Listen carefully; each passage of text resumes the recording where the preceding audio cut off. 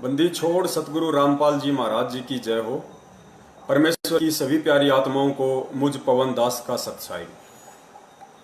आज सभी पुण्यात्माओं का बहुत बहुत आभार और पूर्ण परमेश्वर सतगुरु रामपाल जी महाराज जी के आशीर्वाद से आप सभी पुण्यात्माएं हर बार 8:30 बजे लाइव आ रही हैं और अपने अन्य भगत भाई बहनों को भी जागरूक करने का पुरजोर से काम कर रही हैं। हम सभी सत्सेवक भाई बहनों पे पूर्ण परमेश्वर सतगुरु रामपाल जी महाराज जी की विशेष दया है, उनका विशेष आशीर्वाद है आप और हमारे साथ में। जो परमेश्वर ने इतनी बड़ी दया बख्श रखी है, दाता ने इतनी बड़ी मेहर कर रखी है परमात्मा ने कि सतगुरु प्रगट दिवस 8 सितंबर 2020 के संदेशे आप सभी भगत भाई बहनों के माध्यम से परमात्मा घर घर में पहुंचवा रहा है। और सतगुरुदेव जी की प्रत्येक आत्मा अपने अंतःकरण से ये सोचने पर विवश हो रही है, मजबूर हो रही है कि भाई हम जिन्हें परमात्मा कहते हैं फिर हम उनका जन्मदिन कैसे मना सकते हैं। ये तो सारी भक्ति का ही सत्यानाश हो जाएगा।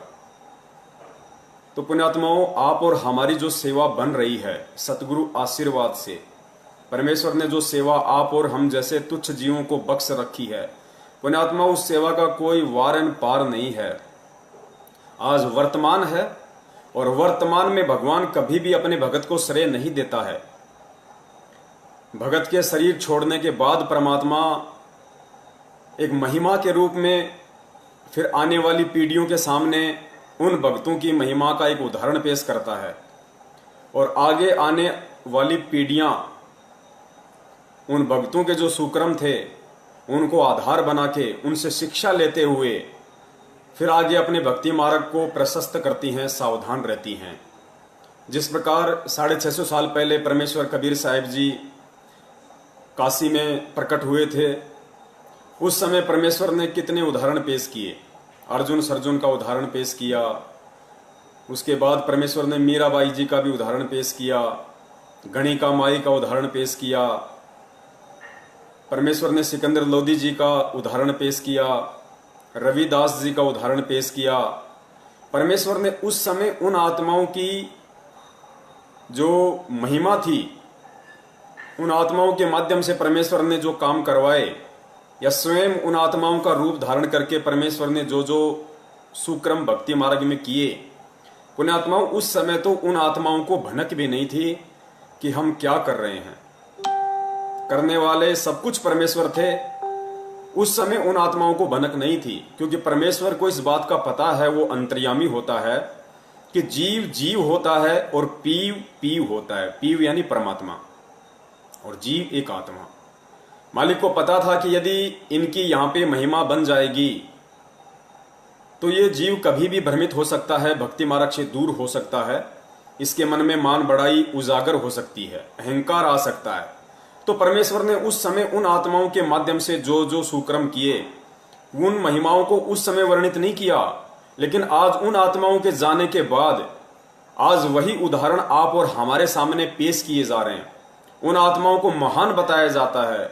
सतगुरुदेव जी कहते हैं कि नानक जी जैसी पुण्य आत्माएं, धर्मदास जी जैसी पुण्य आत्माएं, रविदास जी जैसी पुण्य आत्माएं, पुण्यात्माओं आज उन आत्माओं को एक उदाहरण के रूप में परमेश्वर आप और हमारे सामने पेश कर रहे हैं।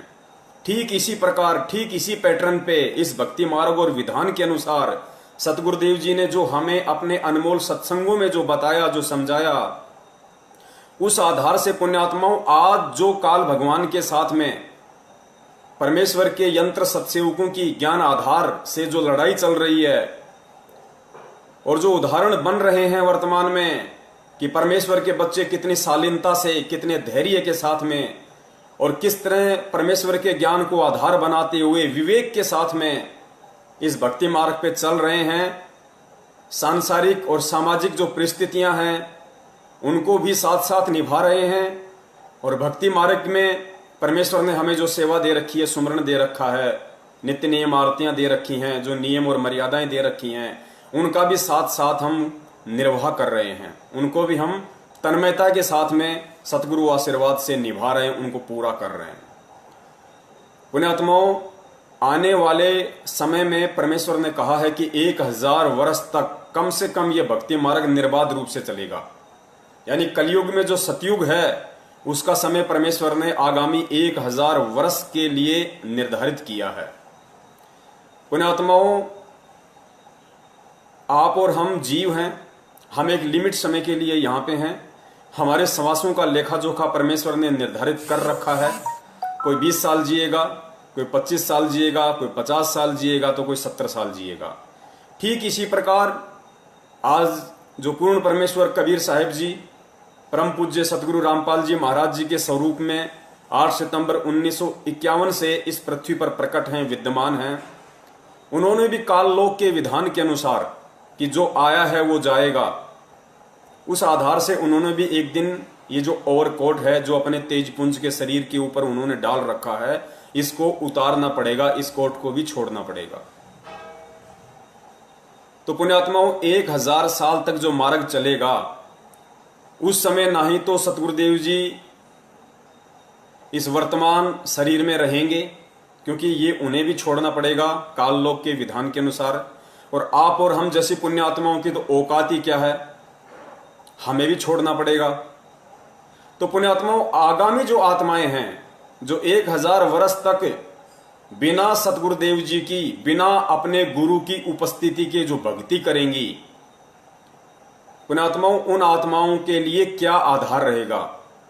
वो आत्माएं किस चीज को आधार बना के भक्ति करेंगी, कैसे वो दृढ़ होंगी इस भक्ति मार्ग पे? उन आत्माओं को भक्ति मार्ग पे दृढ़ता के साथ बनाए रखने के लिए, उनको टिकाए रखने के लिए आज परमेश्वर संगत में जो घटनाएं घटित करवा रहे हैं, जो उदाहरण आप और हम जैसे सत्सेवकों के माध्यम से परमात्मा बनवा रहे हैं, पुण्यात्माओं, ये जो एग्जाम्पल हैं, ये आगामी 1000 वर्ष तक जो आत्माएं सत्य भक्ति करेंगी, उन आत्माओं के लिए उदाहरण पेश होगा। तो पुण्यात्माओं, हाथ जोड़ के निवेदन है, हम सेवक हैं, और जब हमें इतना परमेश्वर ने तत्व ज्ञान दिया है, हमें इतनी सद्बुद्धि बख्शी, हमें इतनी दिव्य दृष्टि परमात्मा ने बख्शी है इन चीजों को समझने की, तो पुण्यात्माओं, वर्तमान में हमें जो एक्टिंग मिली हुई है, हमें जो रोल मिला हुआ है, हम उसको तन्मयता के साथ में निभाएं, बिल्कुल धैर्य और विवेक के साथ में हम चलें इस भक्ति मार्ग पे। आज यदि हमने जरा सी भी त्रुटि कर डाली तो आने वाली आत्माएं, उनके ऊपर क्या असर पड़ेगा, वो हमारे विषय में क्या सोचेंगी, ये सर्वविदित है। जिस प्रकार आज हम बात बात पर ये बोल देते हैं कि 650 साल पहले उन 64 लाख ने ज्ञान आधार नहीं बनाया, उन 64 लाख भक्तों ने कबीर साहिब को परमात्मा नहीं माना, उन्होंने परमात्मा को जन्म लिया हुआ मान लिया, उनको नीरू नीमा का बेटा मान लिया, जबकि हम ये विचार नहीं करते कि 650 साल पहले वो आत्माएं आप और हम स्वयं ही थी। तो पुण्यात्माओं, आज जैसे हम 650 साल पहले वाली आत्माओं को दोष दे देते हैं, हम उनको निम्न कैटेगरी में शामिल कर देते हैं कि उन्होंने ऐसी गलती कैसे कर दी। अरे परमात्मा ने 120 साल तक इतना ज्ञान समझाया, अरे उस परमात्मा ने तो लीला की थी, रविदास जी से हाथी किराए पे मंगवाया था, अपनी बेटी गणिका से कहा था कि बेटी तू कल सज धज के आना, बोलो जी पिताजी जैसी आपकी आज्ञा। रविदास जी को पीलवान बना दिया, अपनी बेटी को हार श्रृंगार के साथ हाथी पे बैठा दिया, स्वयं वो परमात्मा अपनी बेटी के पीछे बैठ गया, हाथ में एक बोतल ले ली जिसमें गंगा जल था, और अपनी बेटी के कंधे पे हाथ रख लिया, और रविदास जी हाथी को हाँकने लग गए काशी के बाजार से। आज हम कह रहे हैं कि उस समय कैसे बुद्धि नहीं आई, इतना ज्ञान लेने के बाद कैसे उन लोगों ने विचार नहीं किया कि वो परमेश्वर जिसने 120 साल तक इतना ज्ञान दिया, हमने कैसे ये सोच लिया कि वो परमात्मा शराब पिएगा, वो परमात्मा एक वैश्या के साथ में इस तरीके से व्यवहार करेगा। पुण्यात्माओं, वो और कोई नहीं थे, वो आप और हम ही थे। और जो बातें आज हम उन आत्माओं के लिए कर रहे हैं, उस समय जो आत्माएं थीं आप और हमारे में से, आज हम ये सतगुरुदेव जी के द्वारा तत्व ज्ञान लेने के बाद, इस स्तर का ज्ञान लेने के बाद 650 साल पहले वाली आत्माओं को हम कितनी घृणित दृष्टि से देख रहे हैं, हम उनको कितनी मंद बुद्धि और अज्ञानी आत्माओं की दृष्टि से देख रहे हैं। तो कहीं ऐसा ना हो पुण्यात्माओं कि इस पृथ्वी पे 8 सितंबर 1951 के दिन वो पूर्ण ब्रह्म परमेश्वर कबीर साहिब सतगुरु रामपाल जी महाराज जी के रूप में प्रकट है, और 27 वर्षों से सन 1994 से 18 नवंबर सन 2014 तक हमने उनसे जो अनमोल ज्ञान लिया 27 वर्षों तक, कहीं ऐसा ना हो कि वो ज्ञान लेने के बाद 8 सितंबर 2020 के दिन कुछ मनवस लोगों के कहने पे भेड़ चाल में चलते हुए हम उनका जन्मदिन मनाने की महाभूल कर बैठे हैं। जन्मदिन मनाने का मतलब है हम उनको मानुष समझ बैठे हैं, हम उनको जीव समझ बैठे हैं कि संत रामपाल जी महाराज माता जी के गर्भ से बाहर आए हैं, जन्म लिया है। पुण्यात्माओं, ये महाभूल हमने भूल कर भी नहीं करनी है, वरना आज हमारा ये कर्म और आगामी जो आत्माएं होंगी उन आत्माओं के लिए वैसा ही हो जाएगा जैसा कि आज आप और हमारे लिए 650 साल पहले वाली आत्माओं के वो कर्म थे। उस समय उन्होंने परमात्मा को परमात्मा नहीं माना। कहीं ऐसा ना हो कि आज हम 8 सितंबर के दिन उस अविनाशी, उस अजन्मा, उस स्वयंभू परमात्मा सतगुरु रामपाल जी महाराज जी का जन्मदिन मनाकर और आगे आने वाली जो आत्माएं इस भक्ति मार्ग में हैं, कहीं हम उनके लिए मजाक ना बन जाएं। कहीं वो आत्माएं आपस में ये चर्चा ना करें कि उन मूर्खों को कैसे समझ में नहीं आया, 27 वर्षों तक क्या उन्होंने बाहर झोंका था, क्या उन्होंने परमेश्वर से ज्ञान नहीं लिया, क्या उन्होंने ज्ञान का अचार डाल दिया था, इस कान से सुन के इस कान से क्यों निकाल दिया, परमेश्वर ने कौन सी कमी छोड़ दी थी अपना अनमोल तत्व ज्ञान देने में, क्या उन मूर्खों को परमेश्वर ने लाभ नहीं दिए। अरे मालिक ने तो इतने लोगों को, मुर्दों को जीवित किया, जिनकी उम्र नहीं थी उनको उम्र दी भक्ति के लिए, लोगों के रोग ठीक किए, कैंसर ठीक किया, एड्स ठीक किया, लाइलाज बीमारियां ठीक की। फिर वो निकम्मे, वो मंदबुद्धि आत्माएं, पुण्यात्माओं, आप और हमारे लिए वो शब्द यूज होंगे यदि 8 सितंबर को हमने ये महागलती कर दी तो इस गलती से कौन कौन पुण्य आत्माएं बचना चाहती है और कौन कौन पुण्य आत्माएं नहीं बचना चाहती है, इसका निर्णय आपने केवल और केवल सतगुरुदेव जी के ज्ञान को ही आधार बनाकर करना पड़ेगा। इसके अलावा इस दुनिया में और ऐसा कोई थर्मामीटर नहीं है, ऐसा कोई भी पैमाना नहीं है जिससे आप ये माप सको, आप ये नाप सको कि संत रामपाल जी महाराज जी माता जी से जन्म लेकर आए थे या फिर 8 सितंबर 1951 के दिन वो प्रकट हुए थे। और पुण्यात्माओं, पूर्ण परमेश्वर सतगुरु रामपाल जी महाराज जी ने अब तो अपने सत्संगों के माध्यम से इतनी बड़ी दया कर रखी है कि कुछ भी समझना नामुमकिन नहीं है। पुण्यात्माओं, दुनिया धोखा खा सकती है क्योंकि दुनिया के पास में केवल ज्ञान है, तत्व ज्ञान नहीं है। और हम भक्तों को परमेश्वर ने वो अनमोल तत्व ज्ञान दिया है, वो टॉर्च दी है जिससे हम गहरे से गहरे अंधेरे में भी देख सकते हैं। उस तार्किक शक्ति से, इस तत्व ज्ञान आधारित दिव्य दृष्टि से परमेश्वर ने जो दूरदृष्टि हमें दी है, इस ज्ञान आधार से हमें जो आगे का दिखाई दे रहा है। दुनिया को नहीं पता, दुनिया तो मजाक मानती है, कोई नरक नहीं, कोई गधा नहीं बनता, कोई सुअर नहीं बनता। लेकिन आप और हम जिन्होंने परमेश्वर के ज्ञान को आधार बनाया है, आज वो डर रहे हैं, आज वो डरने लग गए कि यदि भक्ति नहीं करी, उल्टे कर्म किए तो परमेश्वर ने कितने उदाहरण पेश किए हैं, कितने उदाहरण पेश किए। जैन धर्म के प्रवर्तक ऋषभदेव के पुत्र महावीर जैन का इतिहास परमेश्वर ने हमें पढ़ाया कि महावीर जैन की आत्मा कितनी बार गधा बनी, कितनी बार बिल्ली बनी, कितनी बार धोबी बना, कितनी बार घोड़ा बना, पुण्यात्माओं कितनी बार कुत्ता बना, पता नहीं 20 करोड़ बार बिल्ली, 10 करोड़ बार हाथी, 60,000 बार नपुंसक के जीवन, कितने लाख वर्ष धोबी, कितने कितने कष्ट उन्होंने सहे। क्यों? क्योंकि परमेश्वर ने तत्व ज्ञान हमें दे दिया। तो अब हमें यकीन हो गया कि वास्तव में जो हमारे सतगुरुदेव जी ने अपने मुखार अरविंद से वर्णन कर दिया वो परम सत्य है, उसमें मीन में की कोई गुंजाइश नहीं है। और सत्संगों में तो परमेश्वर ने अपने परमेश्वर होने के इतने उदाहरण पेश कर दिए, ज्ञानी आत्मा को समझने में तनिक भी देर नहीं करनी चाहिए। ऐसा ही एक छोटा सा और सत्संग है परमेश्वर का, वो आप जी सुनिए और मालिक दया करेंगे, बड़ी आसानी से समझ में आएगा। देखो, परमेश्वर पूर्ण संत केवल इशारा करेगा, संकेत करेगा और संकेतों से ही फिर हमने इस चीज को समझना पड़ेगा। तो परमेश्वर दया करें, एक छोटा सा वीडियो क्लिप है मालिक का, परमेश्वर क्या बताना चाह रहा है। परमात्मा ने ये बात कही उस समय जब वो स्वयं आए हुए थे, तो वो अपने से अतिरिक्त बोलते हैं। तो आज दास कह रहा है कि इस दास के अतिरिक्त पूरे विश्व में किसी के पास भी आध्यात्मिक यथार्थ मार्ग नहीं है, पूर्ण मोक्ष मार्ग नहीं है, शास्त्र अनुकूल साधना किसी के पास भी नहीं है। दोबारा सुनना पुण्यात्मा, या चाहे कड़वी लागे चाहे मीठी, बात सच्ची है।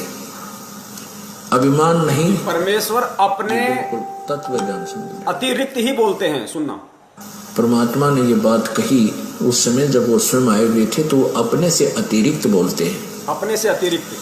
तो आज दास कह रहा है कि इस दास के अतिरिक्त पूरे विश्व में किसी के पास भी आध्यात्मिक यथार्थ मार्ग नहीं है। पुण्यात्माओं, पूर्ण परमेश्वर सतगुरु रामपाल जी महाराज जी ने ये जो 20 सेकंड का छोटा सा जो वीडियो आप और हमारे सामने प्रस्तुत किया है, पेश किया है, इसमें कितना बड़ा रहस्य छुपा है। परमेश्वर ने साबित कर दिया कि मैं ही कबीर हूं, मैं ही परमेश्वर हूं। इन्होंने क्या कहा कि परमेश्वर जब भी आते हैं वो अपने से अतिरिक्त ही बोलते हैं। परमेश्वर जब भी आते हैं अपने से अतिरिक्त ही बोलते हैं। और तुरंत सतगुरु रामपाल जी महाराज जी ने क्या बोल दिया कि आज इस दास के अतिरिक्त पूरे विश्व में कोई संत नहीं है जिसके पास मोक्ष मार्ग हो। यानी पहले तो सतगुरु रामपाल जी महाराज जी ने परमेश्वर की जो लक्षण है वो बता दिए कि वो केवल अपने अतिरिक्त ही बोलता है, और तुरंत फिर स्वयं भी बोल दिया कि मुझ दास के अतिरिक्त पूरे विश्व में, अर्थात यदि परमेश्वर अपने से अतिरिक्त बोलते हैं तो आज वर्तमान में अपने से अतिरिक्त ये विश्व को संदेश देने वाले कि मेरे अतिरिक्त, इस दास के अतिरिक्त, इस रामपाल दास के अतिरिक्त पूरे विश्व में कोई संत नहीं है जिसके पास पूर्ण आध्यात्मिक मार्ग हो। एक बार दोबारा से सुन लो पुण्यात्माओं, यही संकेत होते हैं परम संत के, यही वो तत्व ज्ञान है जिसका हमें निष्कर्ष निकालना है। एक बार पुनः सुन लीजिए, शायद परमेश्वर दया कर दें।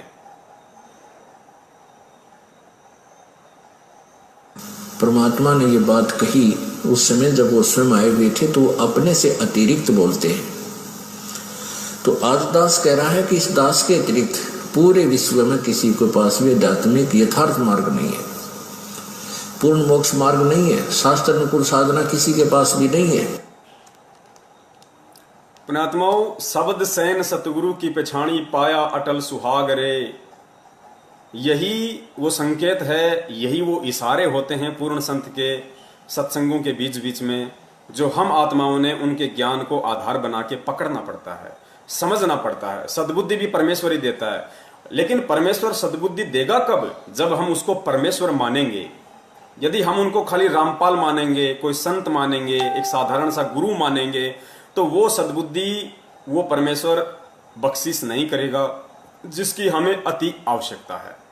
क्योंकि भक्ति मार्ग में गुरुदेव ने बताया कि बिना विश्वास के, यदि आपको भक्ति मार्ग में विश्वास नहीं है, क्योंकि भक्ति मार्ग का आधार क्या है?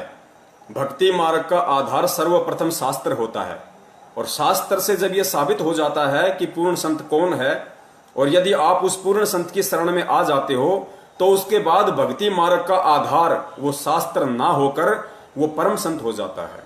आपका गुरु ही आपका आधार हो जाता है। गुरुदेव कहते हैं ना, भाई कर ले गुरु वकील मुकदमा भारी है, भाई कर ले गुरु वकील मुकदमा भारी है।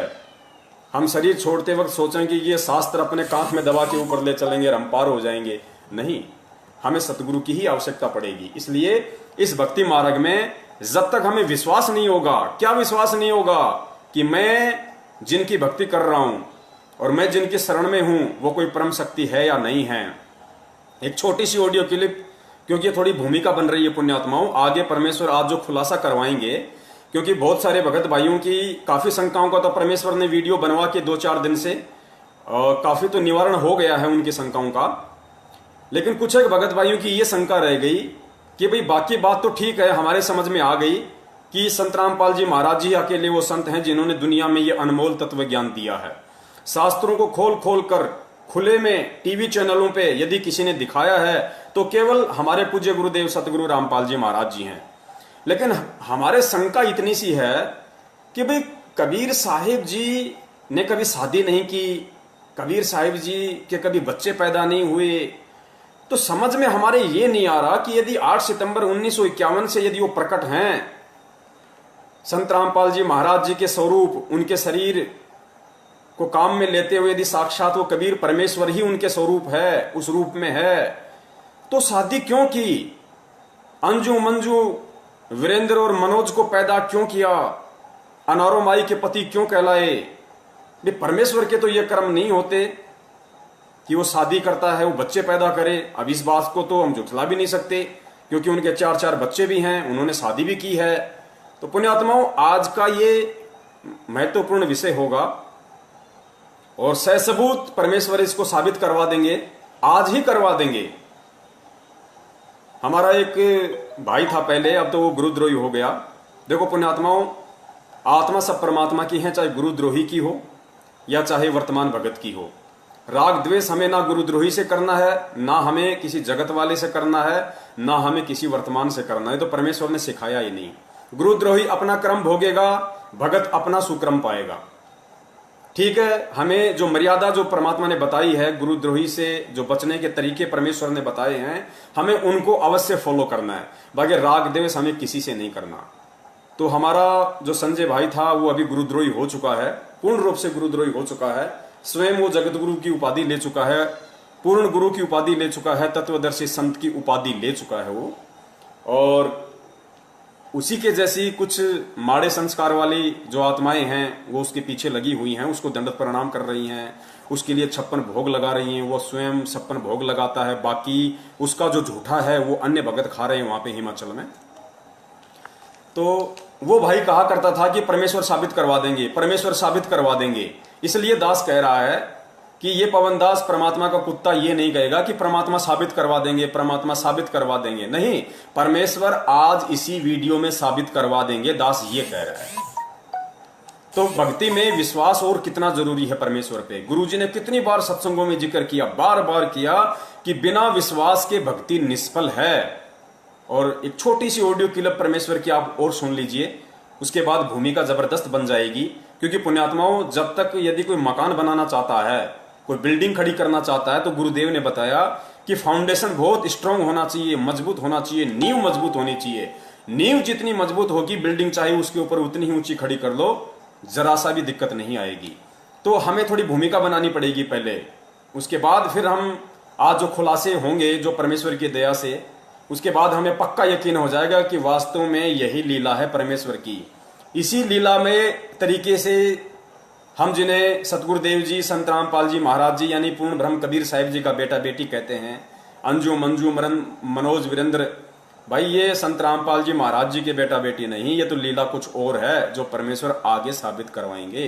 तो ये छोटी सी ऑडियो क्लिप हम और सुने परमेश्वर के मुख कमल से कि भक्ति मार्ग में विश्वास की क्या महत्वता है। अब उधर से परमात्मा उसी दिन रात्रि में सत्संग कर रहे थे 7-8 बजे से, और सर्दियों का मौसम था। अब कुछ भक्त सामने आसपास बैठे थे। एकदम परमात्मा ने क्या किया, ऐसे मुंह पर करनो हाथ फेर कर ऐसे झटका दिया। आसपास के बैठे भक्तां के छिट्टे, पास के बैठे भक्तां के छिट्टे लगे। उन्होंने सोचा भी पसीने कैसे आगे सर्दी में, गुरुजी आपके पसीने आगे? तो प्रभु बोले ना भाई, पसीने को नहीं आए।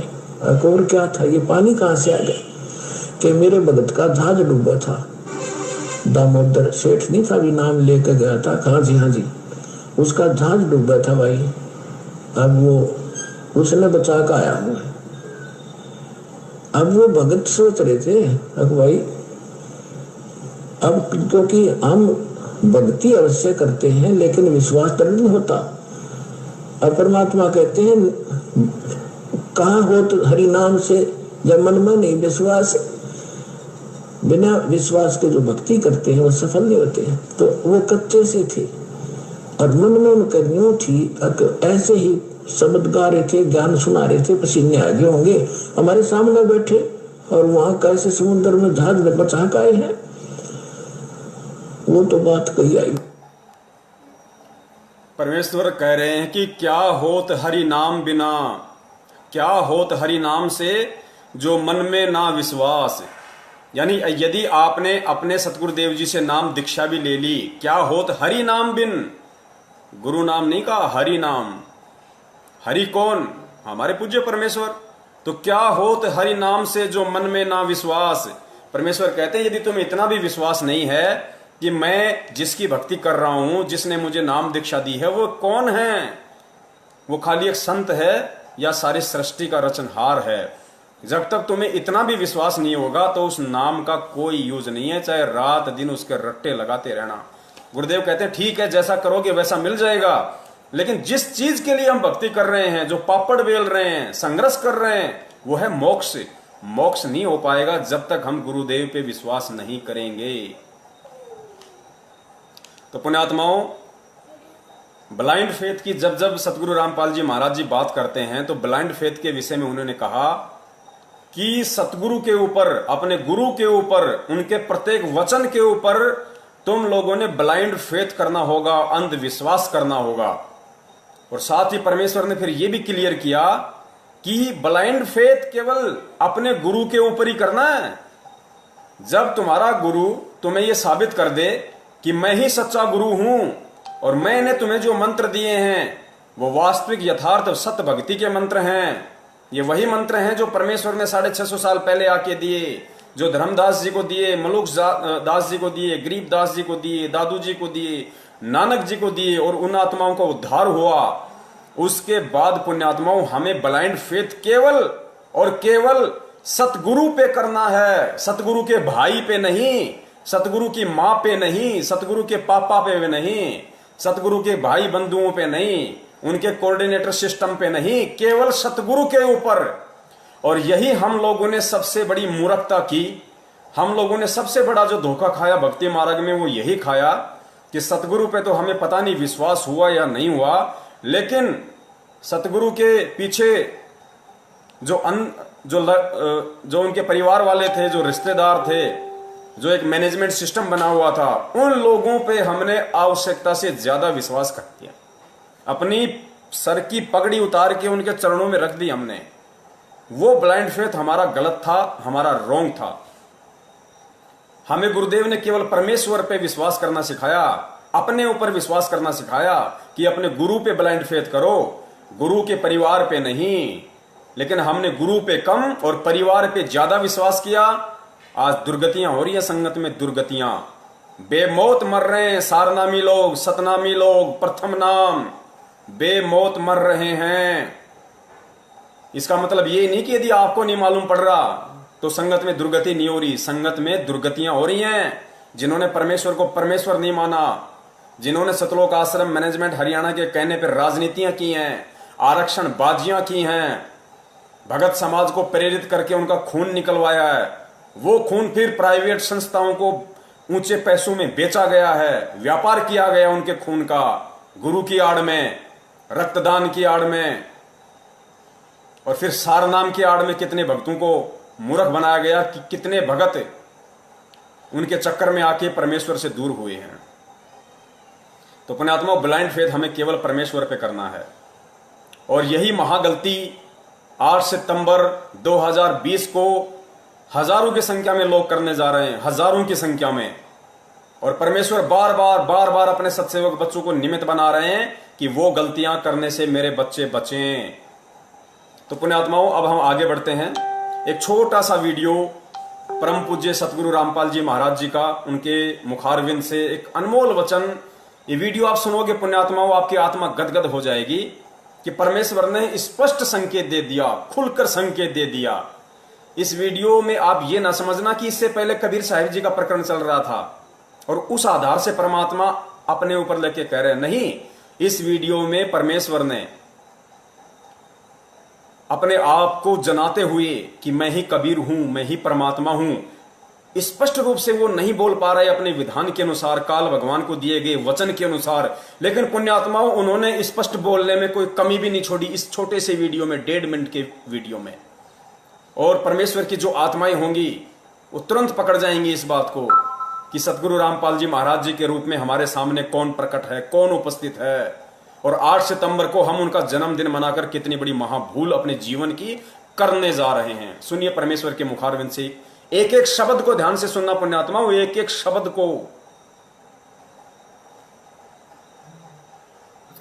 ये काल का लोक है। और यहाँ क्या हाल है प्राणी का, एक रोटी के लिए सारा जीवन भटका मर जाता है और पूरा नहीं पटता इसका, और उसके साथ साथ फिर 36 टेंशन और ला रखी इसने। तो ये इतना दुखी क्यों कर रहा है आपको? ये इसलिए कर रहा है कि तुम मेरे बच्चे हो, और इसने वहां गलती करी थी और साथ करी थी तुमने। अब आप मुझे बुरे नहीं लगते? जैसे सेब विक्रेता एक सेब बेचनिया सेब रखा टोकरी में, और उसमें 1 2 4 सेब अगर खराब हो जाती है तो उसका कितना दिल दुख है, कितनी कीमती है। लेकिन उन सेबों को, उन ठीक से खराब सेबों को स्वस्थ सेबों में नहीं रख सकता, उसकी मजबूरी है कि वो भी खराब हो जाएंगी। तो तुम खराब सेब होगी थी और तुमको वहां से निकालना मेरी मजबूरी थी ना, तुम औरा न भी बिगाड़ो, इसलिए तुम्हें फेंकना पड़ा कुर्डियों पे, या कुर्डी है या सड़ रहे हो।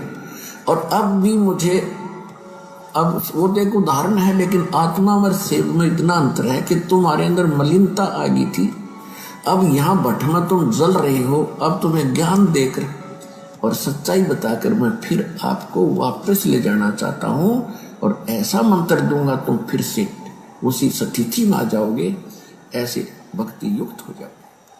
पुण्यात्माओं, परम पूज्य परमेश्वर सतगुरु रामपाल जी महाराज जी ने इस छोटे से वीडियो में 3 पॉइंट बोल के सीधे सीधे अपने ऊपर लेकर ये स्पष्ट कर दिया, ये साबित कर दिया कि मैं ही कबीर हूं। शुरुआत में परमेश्वर ने कहा कि तुम मेरे बच्चे हो, जबकि परमेश्वर तो एक आम भगत की भूमिका भी कर रहे हैं, संत की भूमिका भी कर रहे हैं। कई बार सत्संगों में परमेश्वर कहते हैं कि हम सब काल के लोक में आ गए, हम सब इसके ऊपर आसक्त हो गए, हम सब भ्रमित हो गए। और आज स्पष्ट कर रहे हैं कि तुम मेरे बच्चे हो, अपने तरफ इशारा करके। फिर कहते हैं, फिर दूसरा परमेश्वर ने बताया कि सतलोक से तुम्हें निकालना मेरी मजबूरी हो गई। ये नहीं कह रहे कि कबीर जी की मजबूरी हो गई, स्पष्ट बोल गए परमेश्वर कि तुम्हें काल वहां सतलोक से निकालना, तुम्हारे अंदर मलिनता आ गई थी तो तुम्हें निकालना मेरी मजबूरी हो गई। और तीसरी बार कह रहे हैं कि मैं तुम्हें अब वापस लेने के लिए आया हूं। बच्चों, मैं तुम्हें वापस लेने के लिए आया हूं। पुण्यात्माओं, और संकेत होते क्या हैं? संकेत यही तो होते हैं। अब इससे ज्यादा गूढ़ संकेत परमेश्वर देंगे तो हम समझ ही नहीं पाएंगे, क्योंकि हमारी बुद्धि वहां तक काम ही नहीं करेगी। पुण्यात्माओं, हम जीव हैं, जीव, चाहे यहां कोई राष्ट्रपति हो, चाहे प्रधानमंत्री हो, और जीव की सोच, जीव की मेमोरी केवल कुछ MB की है, 1 या 2 MB बड़ी मुश्किल से। यहां का जो बड़े सा बड़ा, जो हम विद्वान समझते हैं, जिसको वैज्ञानिक समझते हैं, साइंटिस्ट समझते हैं, जिसने बड़े से बड़े आविष्कार किए हैं, उसकी बुद्धि केवल कुछ MB की है। और परमेश्वर का ज्ञान है करोड़ों जीबी का, करोड़ों जीबी का। तो सोचो वो कैसे समा सकता है हमारे अंदर? नहीं। इसलिए परमेश्वर उसी तरीके से संकेत करते हैं, उसी तरीके से इशारा करेंगे जो हम समझ सकें, जो हम समझ सकें। और हमारे लिए उतना ही पर्याप्त है कि वो संकेत समझ के हम निकल ले यहां से।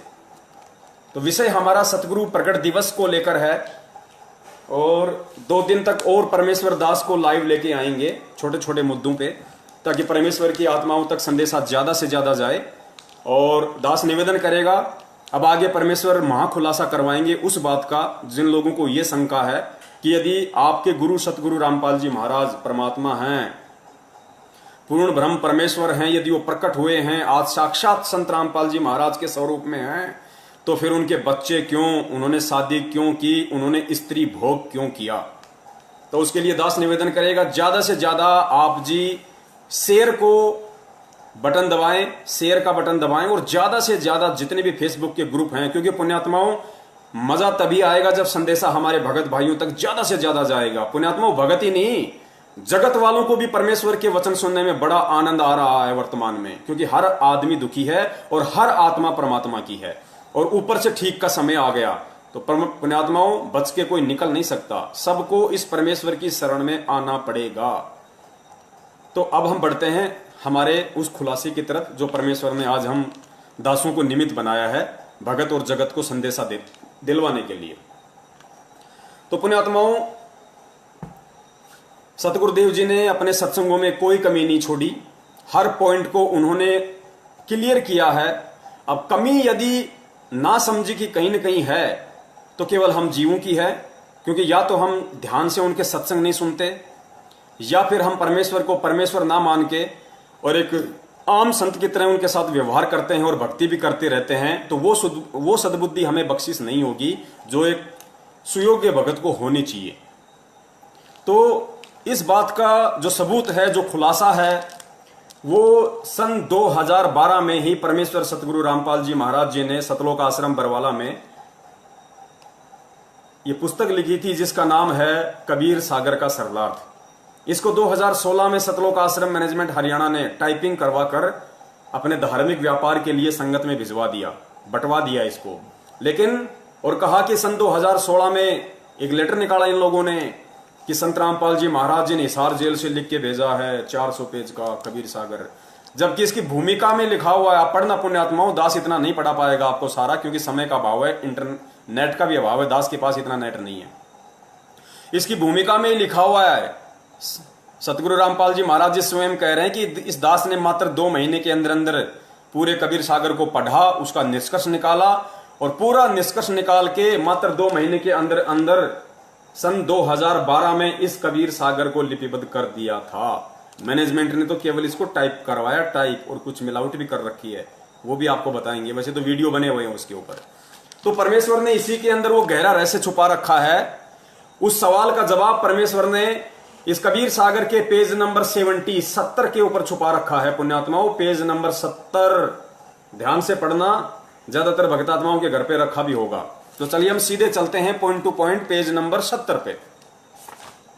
पेज नंबर 70, ये देखिए पुण्यात्माओं, ये है पेज नंबर 70। आपको उल्टा दिखाई देगा, इसलिए दास पढ़ के आपको सुनाएगा, आप देख लेना अपने घर पे। इसमें दास आपको थोड़ा सा मौखिक बता देता है। इसमें श्री कृष्ण जी का मैटर है, थोड़ा सा श्री कृष्ण जी और दुर्वासा ऋषि जी का थोड़ा सा मैटर है। और मैटर ये है कि परमेश्वर ने ये जो अनमोल कथा इस कबीर सागर के पेज नंबर 70 पे लिपिबद्ध की है, इसका बहुत बड़ा रहस्य था।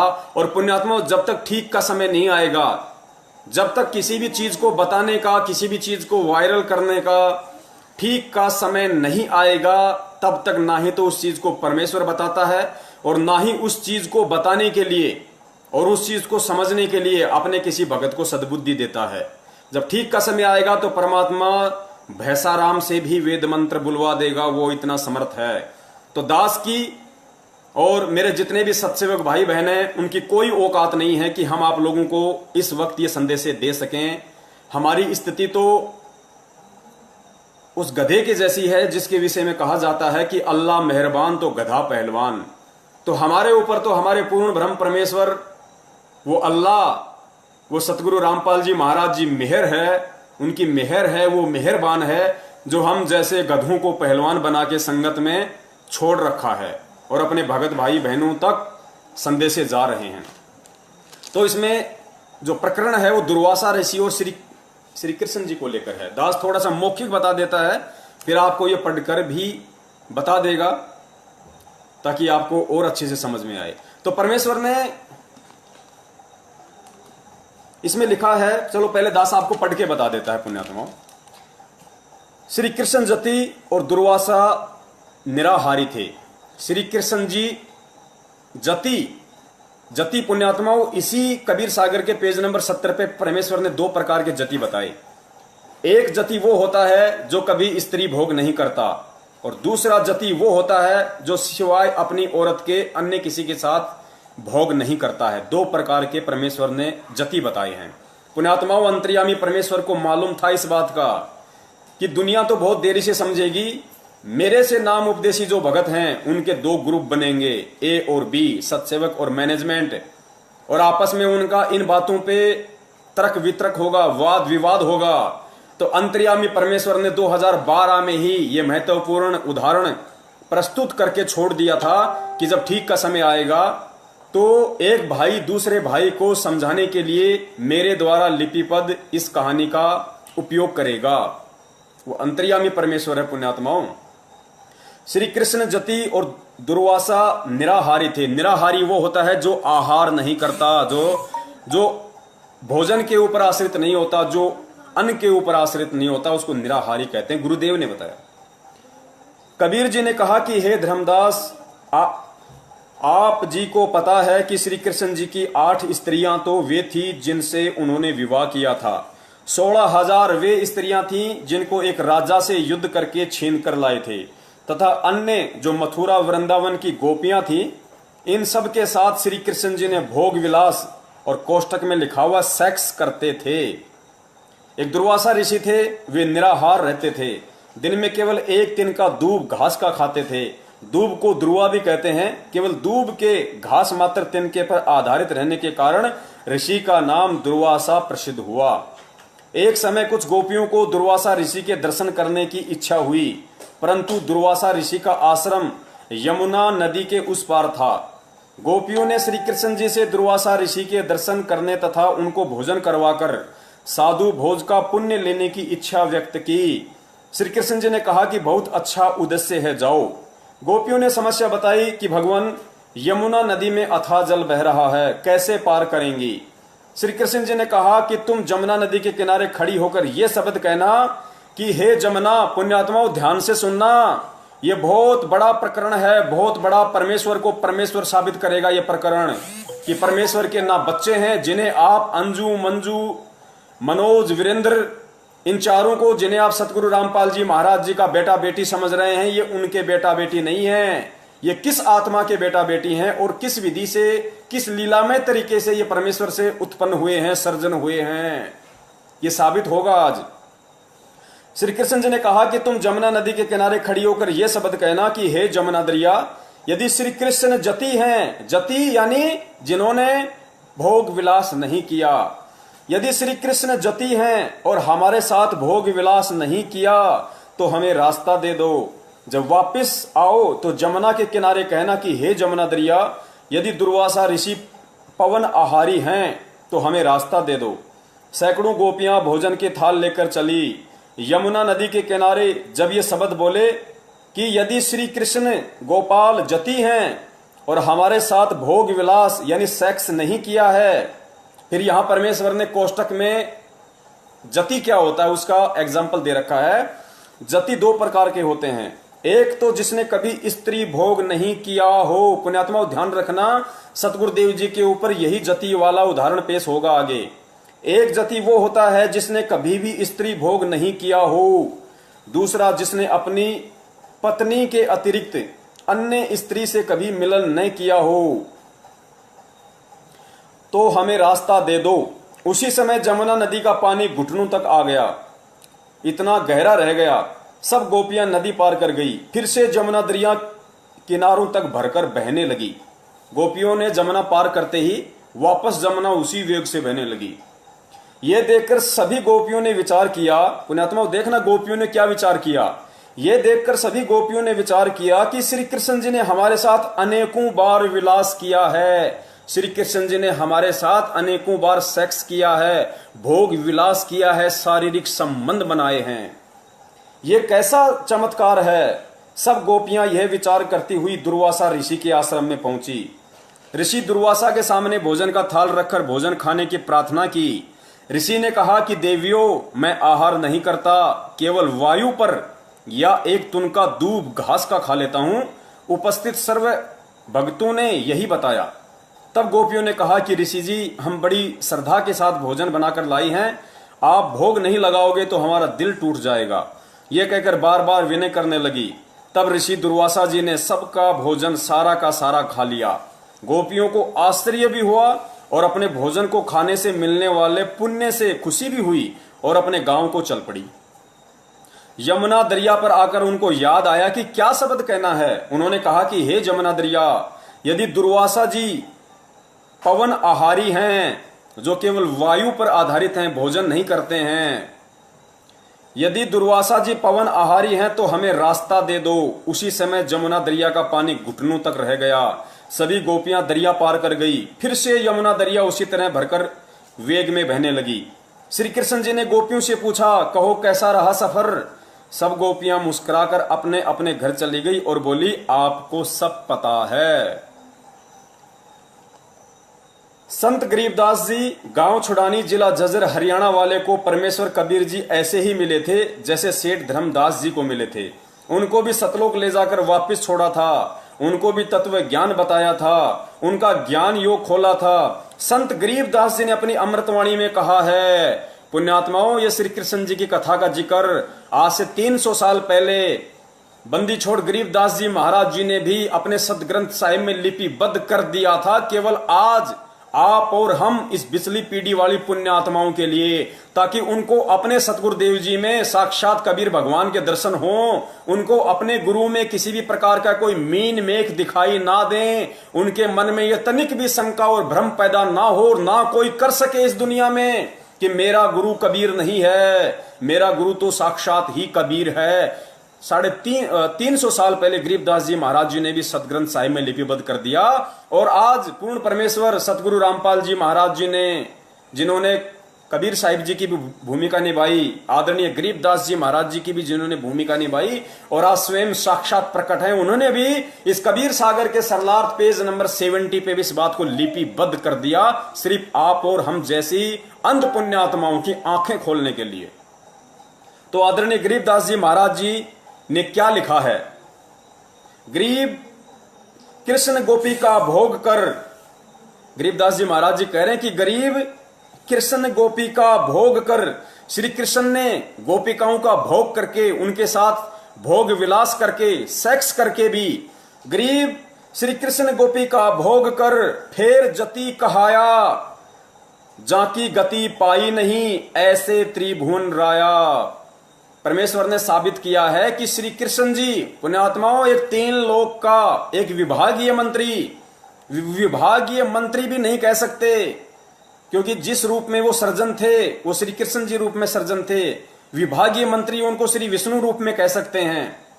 श्री कृष्ण जी जो श्री विष्णु जी के अंश अवतार थे, या काल भगवान के भी आप उनको अंश अवतार बोल सकते हैं, क्योंकि उन्हीं की प्रेरणा से ये सब काम होते हैं यहाँ पे काल लोक में। श्री कृष्ण जी ने गोपिकाओं के साथ, पुण्यात्माओं, वृंदावन की गोपिकाएं और उसके अतिरिक्त 16,000 वो औरतें जिनको वो एक राजा से युद्ध कर कर छीन कर लेके आए थे, उसके बाद भी परमेश्वर क्या कह रहे हैं कि गरीब श्री कृष्ण गोपी का भोग कर फेर जति कहाया। वो जति कहाए, जति जाकी गति पाई नहीं ऐसे त्रिभुवन राया। भावार्थ, श्री कृष्ण जी की रुचि स्त्री भोग करने की नहीं थी, यह कोई पूर्व संस्कार था, उनका निर्वाह किया था। श्री कृष्ण जी विद्वान थे, जानबूझकर विलास करना उनका उद्देश्य नहीं था। फिर आगे दुर्वासा ऋषि के विषय में लिखा परमेश्वर ने, ऋषि दुर्वासा तप करे, दुर्वा करे आहार, प्रेम भोज गोपियन का खाया तनिक लनाई वार। दुर्वासा पवन आहारी थे, सब भोजन खाया, श्रद्धालु की श्रद्धा पूर्ण कीनी, ताते भोग लगाया। पुण्यात्माओं, इस कथा से केवल हमें इतना ही सारांश लेना था। इस कथा से परमेश्वर ने यह साबित किया है कि श्री कृष्ण जी जो एक छोटी सी पावर थी, पुण्यात्माओं, परमेश्वर के तो पैर के नाखून के 1,00,000वें हिस्से के बराबर भी श्री कृष्ण जी नहीं है, और ना ही दुर्वासा ऋषि जी थे, क्योंकि ये सब भी उसी परमेश्वर से प्राप्त पावर से अपने सारे काम करते हैं। क्योंकि काल भगवान आप और हमारी भक्ति कमाई से टैक्स लेता है, गुरुदेव ने बताया, उस टैक्स से ही अपना सारा सिस्टम चला रहा है। इन आत्माओं से भक्ति करवा देता है ओम नाम की, इन आत्माओं से किसी जन्म में वो तप करवा देता है, उस तप के बदले फिर उनको इस तरह का जीवन दे देता है, इनकी महिमा बन जाती है। तो श्री कृष्ण जी जो एक छोटी सी पावर थी, पुण्यात्माओं, जब वो 16,000 औरतों के साथ में और वृंदावन की गोपियों के साथ में अनेकों बार भोग विलास करके भी जति कहला सकते हैं, तो फिर हमारे पूज्य परमेश्वर सतगुरु रामपाल जी महाराज जी तो स्वयं साक्षात पूर्ण ब्रह्म कबीर साहिब हैं, फिर वो जति क्यों नहीं कहला सकते? पुण्यात्माओं, श्री कृष्ण जी ने 16,000 औरतों के साथ भोग विलास किया था, गोपियों के साथ भोग विलास किया था, और उनके भोग विलास करने से उनके पुत्र भी उत्पन्न हुए, बेटे बेटियां भी उत्पन्न हुई, उन गोपियों को, उन 16,000 रानियों को पुत्र पुत्रों की भी प्राप्ति हुई। तो ये विचारणीय विषय है कि उन गोपियों की जो संतान थी, उनका बाप कौन कहलाया, उनका पिता कौन कहलाया, बिना भोग बिना सेक्स के वो बच्चे कैसे उत्पन्न हुए। उसके बाद भी आदरणीय गरीबदास जी महाराज जी ने उनको जति की संज्ञा दी है, सिर्फ और सिर्फ इसलिए कि इस कलयुग की बिचली पीढ़ी में जब भगत समाज के सामने ये सवाल खड़ा होगा, ये प्रश्न खड़ा होगा कि संत रामपाल जी महाराज जी ने तो शादी की है, स्त्री भोग किया है, उनके तो बच्चे हुए हैं, फिर वो परमात्मा कैसे हैं? तो उसका जवाब ये श्री कृष्ण जी की कथा है। जब उस पूर्ण परमेश्वर कबीर साहिब का एक अदना सा बच्चा श्री कृष्ण और 16,000 औरतों के साथ में भोग विलास करके जति कहला सकता है, तो पूर्ण परमेश्वर के पास में तो अनेकों तरीके हैं, अनेकों तरीके। पुण्यात्माओं, पूर्ण परमेश्वर कबीर साहिब अनंत कलाओं के भगवान हैं, अनंत कलाओं के भगवान। उन्हें भोग करने की क्या आवश्यकता पुण्यात्माओं? लेकिन लीलावश वो कुछ भी कर लेते हैं। असंभव परमेश्वर के लिए कुछ भी नहीं है पुण्यात्माओं। परमेश्वर तो परमेश्वर होता है, उनके तो ना कोई लिंग होता है, ना कोई योनि होती है। लेकिन 650 साल पहले जब परमेश्वर आए, शिशु रूप में प्रकट हुए, तो उनको भी पुरुष इंद्री थी। क्योंकि मुसलमान भाई जब उनकी खतनी करने के लिए गए, तो परमेश्वर ने एक की जगह 5-5 इंद्री दिखाई उनको, 5-5। तो भगवान के तो इंद्री होती ही नहीं, इंद्री तो जीव के होती है। फिर कबीर साहिब जी की इंद्री क्यों थी? तो पुण्यात्मा इसी लीला को हमें समझना है। हमें इसी उदाहरणों से, इन्हीं बातों से हमें सतगुरु रामपाल जी महाराज जी के ऊपर उन सब एग्जाम्पलों को केंद्रित करना है। गुरुदेव ने क्या कहा था? कल परमेश्वर ने जो वीडियो बनवाया था कि वो जो 9 पेज का जो लेटर आया था हिसार जेल से, भगत ए और भगत बी वाला, उसमें परमेश्वर ने यही तो बताया कि पुण्यात्माओं सारी लीलाएं 650 साल पहले वाली चल रही हैं। तो पुण्यात्माओं किसने भोग किया? जैसे सुदर्शन जी थे, सुदर्शन जी को तो मालूम भी नहीं कि पांडवों की यज्ञ कौन सफल कर रहा है, और परमेश्वर उनका रूप बना के उनकी यज्ञ सफल करके आ गए। तो परमेश्वर है पुण्यात्माओं, उन्हें भोग करने की आवश्यकता नहीं है, ना वो कभी भोग करते हैं, ना उनके गुणों में और लक्षणों में है। इंद्रो माई का किस आत्मा के साथ में पूर्व जन्म का संस्कार था, उस संस्कार का निर्वाह परमेश्वर ने लीलामय तरीके से, पुण्यात्माओं हमें शरीर वरीर दिखाई नहीं देते, हमें इंद्रो माई को अवश्य लगा, क्योंकि जीव को महसूस नहीं होगा ये सब। जिस प्रकार उन गोपियों को महसूस नहीं हो रहा था, जिस प्रकार उन गोपियों को पता नहीं पड़ा, उन गोपियों को महसूस नहीं हुआ, उन्होंने कभी भी ये मन में नहीं लाए कि श्री कृष्ण के अलावा हमारे साथ किसने भोग किया होगा क्या। वो तो आश्चर्य में पड़ गई कि श्री कृष्ण ने तो अनेकों बार हमारे साथ भोग विलास किया है, ये कैसा अचरज हो गया। इसी प्रकार अनारो माई को इस बात का तनिक भी आभास नहीं हो सकता, उनको तनिक भी एहसास नहीं हो सकता, जिस प्रकार उन गोपियों को नहीं हुआ।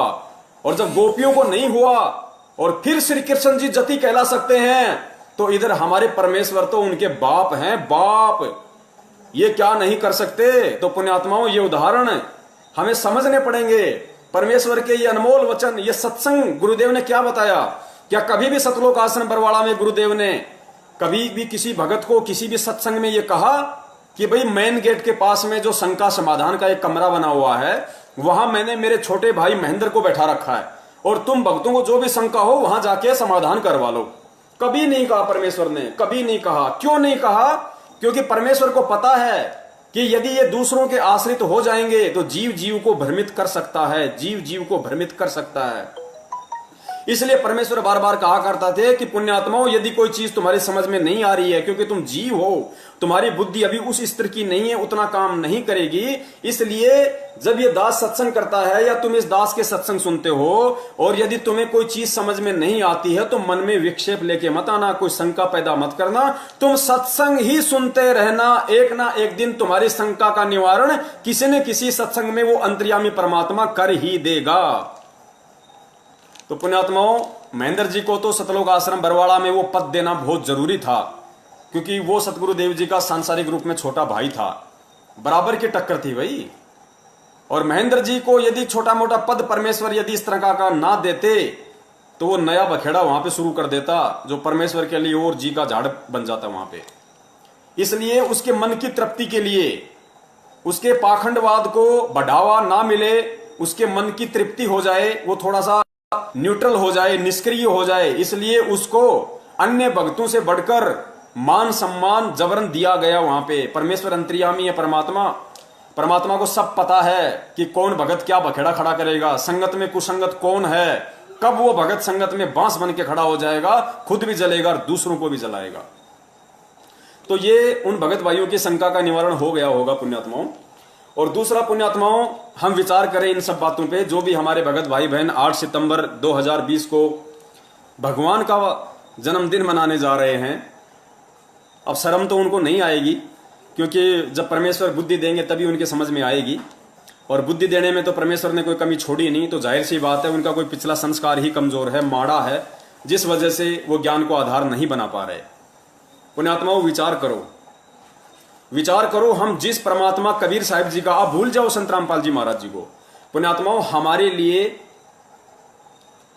संत रामपाल जी महाराज जी को भूलने का मतलब जो दास आपको बोलना चाह रहा है, उसका मतलब ये ना समझ लेना आप लोग कि अपने गुरुदेव को भूल जाओ।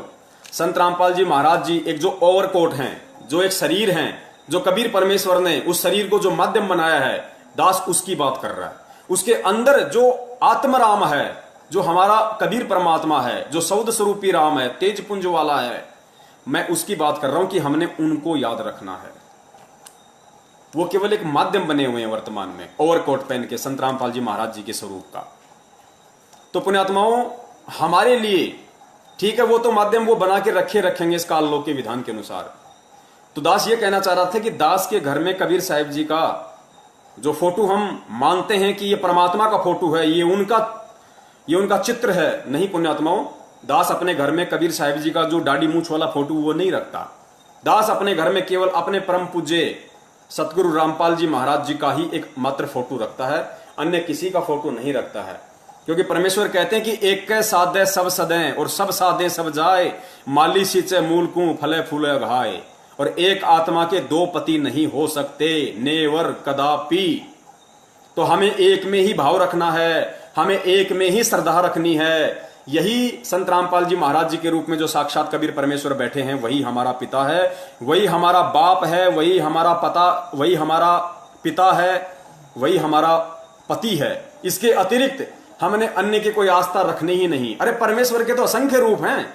एक कबीर साहिब जी की फोटो हम क्यों लगाते हैं? मुनिंद्र ऋषि की लगाओ, करुणामय जी की लगाओ, केशव बंजारे की लगाओ, वो तो समस्त वेद के रूप में भी आए थे, वो तो गरीबदास जी महाराज जी के रूप में भी थे, वो तो ईसा मसीह के रूप में भी बाद में अपनी भगत की महिमा को बनाए रखने के लिए प्रकट हो गए थे।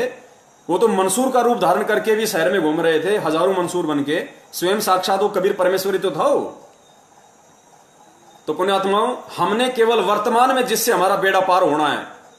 पुण्यात्माओं, जैसे गुरुदेव ने हजारों बार बताया कि भाई जिसको सेव खाने की इच्छा है, जिसको आम की भूख है, उसके सामने एक तो आम का चित्र रख दिया जाए और एक साक्षात आम रख दिया जाए, तो मूर्ख से मूर्ख आदमी भी, मंद बुद्धि से मंद बुद्धि प्राणी भी जिसको भूख लगी होगी, पुण्यात्माओं, वो चित्र को नहीं उठाएगा, वो देखे भी नहींगा उस चित्र की तरफ।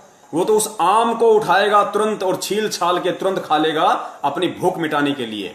तो पुण्यात्माओं, आप और हम पुण्यात्माओं को भक्ति की भूख है। भक्ति की भूख हमें सतलोक जाना है।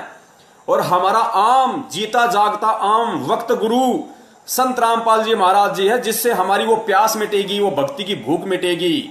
उस चित्र से नहीं मिटेगी। वो चित्र ना आज हमें सत्संग सुना सकता, वो चित्र ना आज हमारी शंकाओं का निवारण कर सकता, वो चित्र ना हमें लाभ दे सकता, वो चित्र ना हमारा कोई मार्गदर्शन कर सकता, वो चित्र ना हमें कोई आशीर्वाद दे सकता, और ना उस चित्र से हमारा कोई काम सर सकता। तो उस चित्र का हमारे जीवन में क्या यूज? कोई यूज नहीं है। उस चित्र का यूज केवल संत रामपाल जी महाराज जी के लिए था, कबीर को भगवान साबित करने के लिए। आप और हमारे से, जगत वालों से देवी देवताओं की भक्ति छुड़वाने के लिए, हटवाने के लिए उनकी मजबूरी थी। उनको वो चित्र आधार बनाना था कि परमात्मा कबीर जी हैं जो 650 साल पहले आए थे। उसके अलावा उस चित्र का आप और हमारे जीवन में वर्तमान में कोई महत्व नहीं, कोई औचित्य नहीं है। यदि हमारे जीवन में कोई महत्व है तो केवल कबीर साहिब जी की वास्तविक फोटो जो आज संत रामपाल जी महाराज जी के रूप में वो हैं, उनसे हमारे पाप कटेंगे। परमेश्वर ने कभी नहीं कहा कि भाई वो कबीर जी के फोटो के दर्शन करने से हमारे पाप कर्म कट जाएंगे। नहीं, परमेश्वर क्या कहते हैं? कबीरा दर्शन साधु का, मुख पर बसे सुहाग, दर्श उन्हीं को होते हैं जिनके पूर्ण भाग। और कबीरा दर्शन साधु का, परमात्मा आवे याद, लेखे में वो है गड़ी, बाकी के दिन बर्बाद। साधु दर्शन, साधु की याद, तो साधु बनके आज कौन आया है?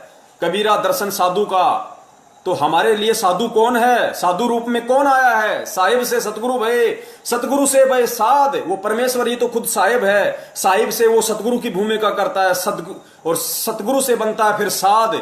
और फिर कहते हैं कबीरा दर्शन साधु का, परमात्मा आवे याद, लेखे में वही घड़ी बाकी के दिन बर्बाद। तो हमारे लिए तो जो साधु रूप में सतगुरु रामपाल जी महाराज जी वर्तमान में प्रकट हैं, 8 सितंबर 1951 के दिन भारतवर्ष की इस पवित्र भूमि पे हम सब आत्माओं के आत्म कल्याण के लिए, उद्धार के लिए, चाहे उनकी फोटो हो चाहे वो साक्षात हो, वो आज हमारे लिए महत्व रखती हैं। उनकी फोटो देखने से भी हमारे उतने ही हमारे बल्कि भाग जागृत होंगे, हमारे पुण्य बनेंगे, जितना कि हम उनको साक्षात देखें। क्योंकि फोटो देखेंगे तो भी हमें संत रामपाल जी की ही याद आएगी, हमें उनके वो आशीर्वाद देते हुए हाथ याद आएंगे, उनका वो मुस्कुराता हुआ चेहरा याद आएगा, नाम दीक्षा देते समय उनकी वो परछाई हमारे समक्ष आएगी। तो पुण्यात्माओं, हमें साधु रूप में कबीर साहिब जी जो प्रकट हैं वर्तमान में संत रामपाल जी महाराज जी के रूप में, चाहे वो साक्षात हो चाहे उनकी फोटो हो, वही हमारे लिए पूजनीय है, वही हमारे लिए आदरणीय है, वही हमारे लिए सम्माननीय है। अन्य किसी की फोटो हमारे लिए कोई महत्व नहीं रखती है। उस फोटो का महत्व केवल दुनिया को, कबीर को भगवान साबित करने के लिए संत रामपाल जी महाराज जी के लिए था, आप और हमारे लिए नहीं। क्योंकि आज हमें यह समझ में आ जाना चाहिए कि कबीर जी की फोटो के आधार से कबीर जी को भगवान साबित करने वाला कौन हो सकता है? अरे कबीर को भगवान कौन साबित कर सकता है? कबीर को खुद ही कबीर साबित कर सकता है। अन्य 2 कौड़ी के जीव की औकात नहीं, जिनकी बुद्धि ब्रह्मा विष्णु महेश से ऊपर नहीं है। गीता जी में गुरुदेव ने बताया कि ब्रह्मा विष्णु महेश की पूजा करने वाले को काल भगवान ने 5 गालियां दी हैं कि अर्जुन ये राक्षस प्रवृत्ति के लोग पता नहीं क्या क्या गालियां जो परमेश्वर हमें जो सुनाते हैं कि ये मंद बुद्धि, मनुष्य में नीच, ये मुझे भी भगवान नहीं मानते। काल भगवान कह रहा है कि मुझे भी परमात्मा नहीं मानते। ये ब्रह्मा विष्णु महेश जो तीनों गुण हैं और इनके नीचे जो देवी देवता हैं, उन्हीं को भगवान मान के बैठे हैं। तो पुण्यात्माओं, जिस 21 ब्रह्मांड के जिस प्राणी की बुद्धि काल से ऊपर नहीं है, आप इस 21 ब्रह्मांड में जितने भी बड़े बड़े जो ऋषि मुनि हुए हैं, साधु महात्मा हुए हैं, जो तपस्वी हुए हैं, दुर्वासा जैसे, वशिष्ठ जैसे, वाल्मीकि जैसे, विश्वामित्र जैसे, मार्कंडे जैसे, चुणक जैसे पुण्यात्माओं, परमेश्वर ने कितने उदाहरण बताए। उनकी बुद्धि ओम नाम से ऊपर नहीं गई, काल से ऊपर उनकी बुद्धि नहीं गई कि काल से ऊपर भी कोई भगवान है। तो पुण्यात्माओं, इस कलयुग में, इस पिछली पीढ़ी में, और काल से ऊपर महाकाल जिसको हम अक्षर ब्रह्म कहते हैं, और अक्षर पुरुष से ऊपर पूर्ण ब्रह्म, पार ब्रह्म कबीर साहेब, उसकी जानकारी स्वयं कबीर के अलावा दुनिया को कौन दे सकता है? क्या आज से पहले किसी ने बताया अक्षर पुरुष के बारे में गीता जी में लिखा होने के बाद भी? तो पूर्ण परमेश्वर कबीर साहेब की जानकारी स्वयं कबीर ही आकर दे सकता है। इसलिए गुरुजी बार बार सत्संगों में कहते हैं, इशारा करते हैं कि पुण्यात्माओं, 650 साल पहले परमात्मा ने तत्वदर्शी की भूमिका निभाई थी, सतगुरु की भूमिका निभाई थी। और सतगुरु की भूमिका केवल परमेश्वर ही निभाता है। तत्वदर्शी संत की भूमिका केवल परमात्मा स्वयं ही निभाता है। अपने द्वारा रची गई सृष्टि की सही सही जानकारी वो कबीर साहब स्वयं ही आकर यहां देता है। और आज क्या कह रहे हैं परमेश्वर कि खुलकर कह रहे हैं, सीना ठोक के कह रहे हैं परमेश्वर, मेरे पूज्य गुरुदेव संत रामपाल जी महाराज, कि पुण्यात्माओं, ये कोई अहंकार नहीं, ये कोई बड़ाई नहीं। 10 रुपए के नोट पे यदि ये लिखा होता है कि मैं धारक को 10 रुपए अदा करने का वचन देता हूं, तो उसका अहंकार नहीं है, क्योंकि वो है 10 रुपए का नोट। तो संत रामपाल जी महाराज जी कहते हैं कि पुण्यात्माओं, आज इस 21 ब्रह्मांड में इस रामपाल दास के अलावा कोई तत्वदर्शी संत नहीं है, कोई सतगुरु नहीं है।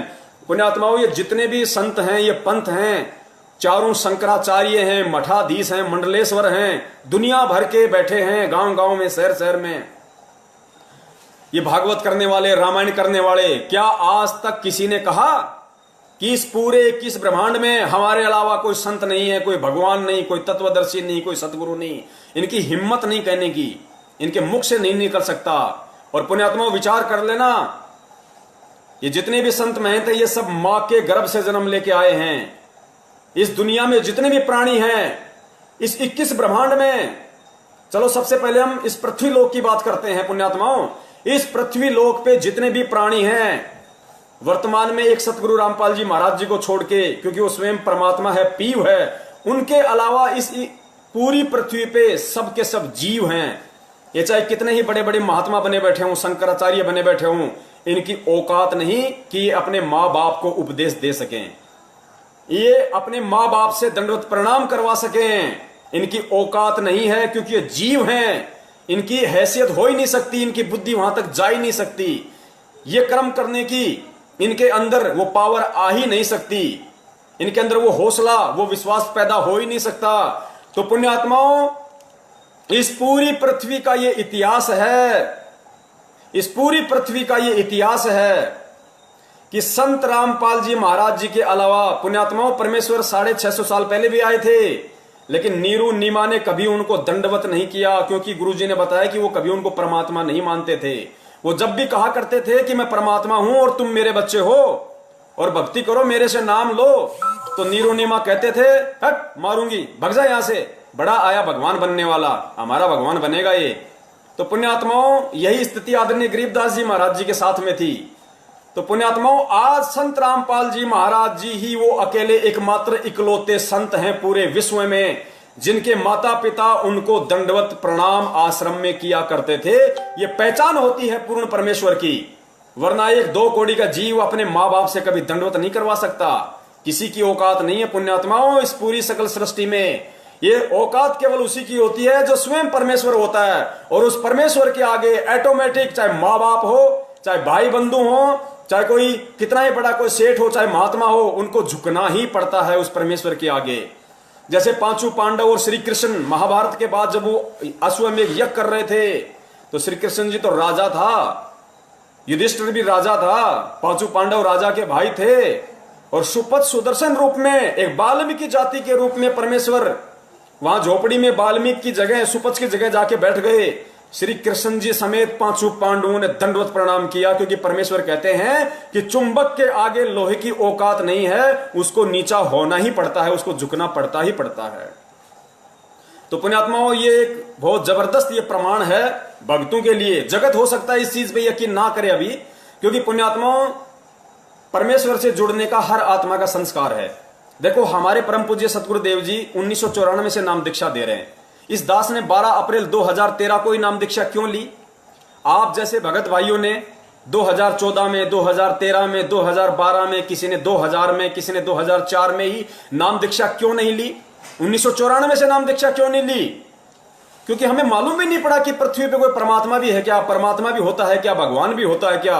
लेकिन जब हमारा उस परमेश्वर से जुड़ने का संस्कार आया, वो समय आया, वो निश्चित दिन आया, तो हमें भगवान का भी ज्ञान हो गया, हमें सत्संगों की महत्वता भी समझ में आने लगी, हमें भगवान की जानकारी भी हो गई, और भगवान ने किसी न किसी को निमित्त बना के, चाहे टीवी के माध्यम से, चाहे पुस्तक के माध्यम से, चाहे किसी सत्संग के माध्यम से, चाहे किसी भाई बहन के माध्यम से, किसी को भी निमित्त बनाया उस परमेश्वर ने, और अपनी शरण में ले लिया, खींच लिया। क्यों? क्योंकि हमारा समय आ गया था, वो ठीक का समय आ गया था। तो पुण्यात्माओं, ठीक के समय के बिना कुछ भी नहीं घटित होगा यहां पे। तो हो सकता है उन जगत वाले भाई बहनों को जो देख रहे होंगे, हो सकता है उनको ये बातें पल्ले ना पड़ रही हों। वैसे तो आत्मा वो भी परमात्मा की हैं, समझ में तो उनके भी थोड़ा थोड़ा अवश्य आ रहा होगा, लेकिन फिर भी उनको अच्छी तरीके से समझ में जब आएगा जब वो परमेश्वर के सत्संग सुनना शुरू कर देंगी। यूट्यूब पे संत रामपाल जी महाराज जी के सत्संग आप वहां पे सर्च कीजिए, उनके नाम से ढेरों सत्संग आ जाएंगे। आप जी सुनिए वहां पे कुछ दिन, और परमेश्वर दया करेंगे, फिर आप जी के समझ में आने लग जाएगा कि हम कहां जी रहे हैं। तो पुण्यात्माओं, दूसरी बात ये जो दास कहना चाह रहा था, और लगता है मोबाइल की बैटरी जाने वाली है, तो परमेश्वर दया करें, पहले लगा लेते हैं, अपन वो गलती ना करें जो गलती परमात्मा ने पहले करवाई थी। परमात्मा ने नहीं करवाई, दासू से हो गई, मुंह से निकल गया, लग गया। और पुण्यात्मा, इसके अलावा जो एग्जाम्पल जो दास देने जा रहा है सतगुरुदेव जी की सत प्रेरणा से, उनके आशीर्वाद से, उसको जरा गौर से सुनना, और रात को जब सो तो सोने से पहले 5 मिनट उस पर विचार करना। देखो, सत्सेवक भाई बहनों को तो विचार करने की आवश्यकता नहीं है, क्योंकि परमेश्वर कहते हैं कि जो जिसके आश्रित हो जाता है उसका तो फिर बाढ़ भी बांका नहीं होता, वो तो फिर चद्दर तान के सो जाता है। परमेश्वर ने क्या बताया? परमेश्वर ने मीन का उदाहरण दिया, फिश का, मछली का। गुरुदेव ने बताया कि मछली जल के आश्रित होती है, और जल उसको इतनी छूट दे देता है, उसको इतनी स्वतंत्रता दे देता है कि चाहे पानी की कितनी ही तेज धारा बह रही हो, मछली विपरीत धारा में और ऊपर चढ़ जाती है, जहां से पानी गिर रहा है उस फॉल के ऊपर चढ़ जाती है। उस बहाव में मछली यूं करती करती करती उल्टी चढ़ जाती है। क्यों? क्योंकि पानी ने उसको छूट दे रखी है, पानी ने उसको स्वतंत्रता दे रखी है, उसको पूरी सिक्योरिटी दी हुई है कि तुम मस्त होके खेल, मस्त होके ना, तेरा बाल भी बाका नहीं होगा। क्यों? क्योंकि वो मछली उस पानी के आश्रित है, उसके बिना वो जीवित नहीं रह सकती, उसके बिना उसके जीवन का कोई उद्देश्य नहीं, कोई मकसद नहीं, कोई सार नहीं, कोई सारांश नहीं, कोई निष्कर्ष नहीं। तो पुण्यात्माओं, हम जो सत्सेवक हैं वो हम कोटि कोटि दंडोत प्रणाम करते हैं अपने परम पूज्य सतगुरुदेव जी का, कोटि कोटि उनका धन्यवाद करते हैं, उनका आभार व्यक्त करते हैं कि परमेश्वर ने अपना सत्य ज्ञान देके और पिछले जन्मों में हमारे मजबूत भक्ति संस्कार बनाए, ताकि वर्तमान में आज हम उनको पहचान पा रहे हैं, हम उनको समझ पा रहे हैं, हम उनको परमात्मा स्वीकार कर रहे हैं हृदय से। तो परमेश्वर ने सत्सेवकों को तो भाई मछली की तरह खुली छूट दे रखी है, हमारे को तो कोई मीन मेख नहीं है किसी भी प्रकार की। और फिर गुरुदेव ने क्या बताया कि हाथी कितना बड़ा होता है, जब पानी की तेज धार आती है तो हाथी भी बह जाते हैं, मगरमच्छ भी बह जाता है। क्यों? क्योंकि वो पानी के आश्रित नहीं है। मगरमच्छ घंटे 2 घंटे भी जल से बाहर रह लेता है, सो लेता है, जी जाता है, लेकिन मछली नहीं रह सकती। इसलिए मगरमच्छ रहता तो पानी में है, लेकिन वो पानी के आश्रित नहीं है। इसी प्रकार सतलोक आश्रम मैनेजमेंट हरियाणा और उनके पीछे लगे हुए लाखों की संख्या में हमारे जो भगत भाई बहन हैं, गुरुदेव ने क्या बताया उस लेटर में कि ये लोग समर्पित तो हैं, लेकिन आध्यात्मिक ज्ञान इनको संपूर्ण नहीं है, जिस कारण से इनकी श्रद्धा, इनके भाव मेरे अंदर नहीं बन रहे। सत्सेवकों को मेरे अंदर कबीर दिखाई देता है और मैनेजमेंट यानी भगत ए को मेरे अंदर रामपाल दिखाई देता है, जिसमें जमीन और आसमान का अंतर है। उस 9 पेज के लेटर में परमेश्वर ने खुलासा किया है। तो पुण्यात्माओं, हमें कोई शंका नहीं है, हमें तो परमेश्वर उस लायक बना रहे हैं कि जिनको शंका है उनकी शंकाओं का निवारण करवा रहे हैं। परमेश्वर हम तुच्छ जीवों को, जिनकी कोई औकात नहीं, पुण्यात्माओं, उनको निमित्त बना रहे हैं लाखों के भगत समाज को संदेशा दिलवाने के लिए कि हम परमेश्वर को परमेश्वर माने। 650 साल पहले हमने जो महाभूल, महागलती की कि हम परमात्मा को परमात्मा नहीं मान पाए, आज वो गलती करने से हम बचें। 8 सितंबर सन 2020 को संत रामपाल जी महाराज जी का एकमात्र सतलोक आश्रम मैनेजमेंट हरियाणा के कहने से हम उनका जन्मदिन मनाने से हम बचें, अपने कर्म फूटने से बचें। बहुत सारे भगत भाई कहते हैं कि भाई सतलोक आश्रम मैनेजमेंट हरियाणा तो गुरुदेव ने बनाया है, परमात्मा ने तो बनाया मैनेजमेंट, गुरुजी ने तो बनाया मैनेजमेंट, फिर हम उनकी बात क्यों नहीं माने? तो भैया, काल भगवान को भी तो परमात्मा ने बनाया था, काल भगवान को भी तो परमात्मा ने बनाया, गुरुदेव ने बनाया है। फिर तुम काल भगवान की बात क्यों नहीं मानते? ओम नाम का बोल के उच्चारण क्यों नहीं करते? तुम लोग ये तप क्यों नहीं करते? डले क्यों नहीं ढोते? उसकी बात क्यों नहीं मानते? गुरुदेव ने बनाया है मैनेजमेंट को, गुरुदेव ने बनाया है काल भगवान को, लेकिन गुरुदेव ने अपना विधान भी बताया है कि जो मेरे मर्यादाओं के जो खिलाफ चले, जो मेरे ज्ञान को आधार बना के ना चले, उनसे तुम्हारा कोई मेल नहीं होना चाहिए, उनसे तुम्हारा कोई संपर्क नहीं होना चाहिए, चाहे तुम्हारा कितना ही निजी हो, तुम्हारा कितना ही प्रिय क्यों ना हो। गुरुदेव कहते हैं, परम शक्ति संगीतम रिद्धि सिद्धि दाता सोही, अविगत गुण अतितम सत्य पुरुष निर्मोही। जिस प्रकार वो परमेश्वर निर्मोही है इस भक्ति मार्ग में, चाहे उनका कितना ही निजी हो, चाहे वो किसी भी कुल में, किसी भी परिवार में, लीला में तरीके से वो प्रकट हो, चाहे वो किसी को अपनी माँ कहते हो, अपना पिता कहते हो, अपना भाई कहते हो, अपनी औरत कहते हो, अपने बच्चे कहते हो, कहते हैं वो निर्मोही परमात्मा है। परम शक्ति संगीतम रिद्धि सिद्धि दाता सोही, अविगत गुण है अतितम सत्य पुरुष निर्मोही। यदि उसकी भक्ति के खिलाफ कोई भी चलेगा तो उसका बक्कल ही उतरेगा, वो मोक्ष प्राप्त नहीं कर सकता। बक्कल उतरने का मतलब ये नहीं कि उसकी गर्दन कट जाएगी आज ही, नहीं। जब मोक्ष नहीं होगा तो काल भगवान अनेकों तरीके से गर्दन काटेगा, कभी गधा बना के, कभी मुर्गा बना के, कभी बकरा बना के, वो गर्दन ही उठाता है, वो बक्कल ही उतारता है फिर। तो आगामी जो एग्जाम्पल परमेश्वर और दिलवाने जा रहे हैं अंतिम, क्योंकि पुण्यात्माओं 2 दिन हमारे पास में और शेष है, परमेश्वर छोटे छोटे वीडियो बनवाएंगे। हो सकता है आज भी हमें सतगुरु प्रगट दिवस कैसे मनाना है, किस विधि से मनाना है, क्या करना है, हो सकता है आज भी हमारे पास समय ना बचे, इसलिए परमेश्वर उसके लिए कल का दिन निर्धारित करेंगे।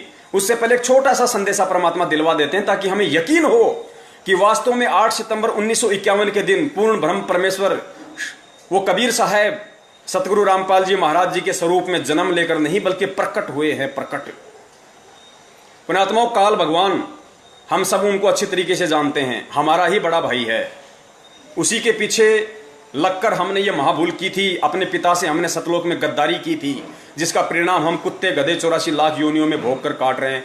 आज परमेश्वर ने सद्बुद्धि दी, सत्प्रेरणा दी, किसी संस्कार की वजह से अपनी शरण में लिया। अहो भाग्य हम सब आत्माओं का, हम सब कोटि कोटि आभारी हैं परम पूज्य गुरुदेव के। तो पुण्यात्माओं, विचार करो जब से वो काल भगवान इस सृष्टि में आया है, आप और हमारे से पहले आया था। दुर्गा और काल भगवान सबसे पहले 21 ब्रह्मांड में आए थे यहाँ पे।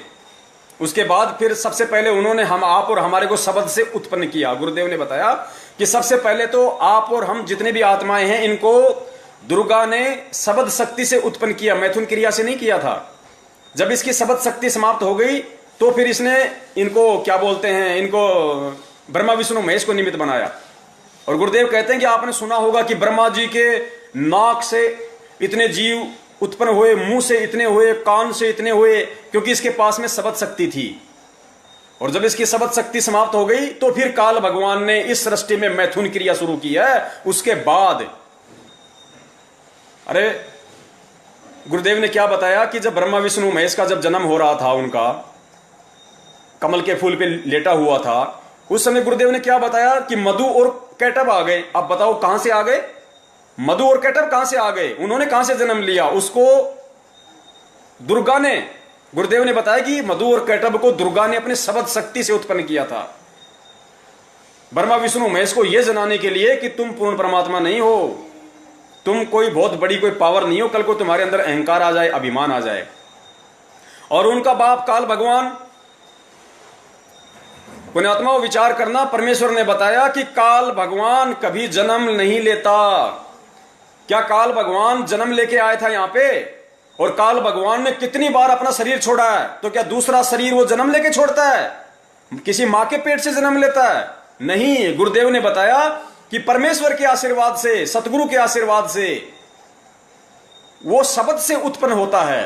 ये सभी आत्माएं दूसरे ब्रह्मांड में चली जाती हैं। दुर्गा और काल को भी परमेश्वर अपने शब्द शक्ति से दूसरे ब्रह्मांड में भेज देता है। फिर नए सिरे से दुर्गा और काल की उत्पत्ति अपने शब्द से करता है परमात्मा।